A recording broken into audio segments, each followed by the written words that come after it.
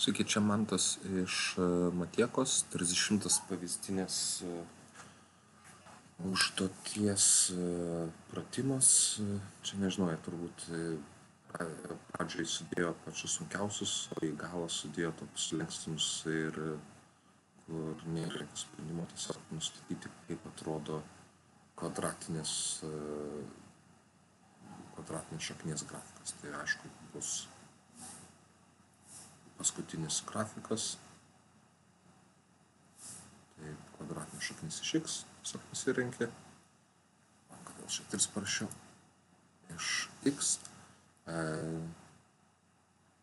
ir tiek galima pažiūrėti, kad čia bus kažkoksai rodiklinis grafikas, tai kelta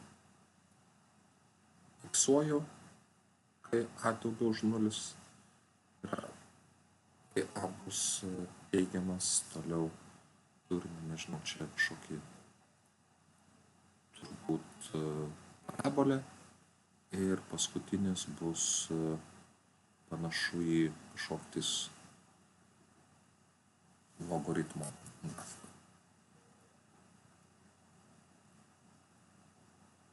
Aišku, pagrindas a daugiau už vienas, čia pažymėsiu, kad a daugiau už vienetą, čia irgi a bus, pažymėsiu pagrindą, kad a daugiau už vienetą. Tai turbūt tiek ir to įkelsiu sekančius uždavinius. Jeigu žiūrėsim, sveiki.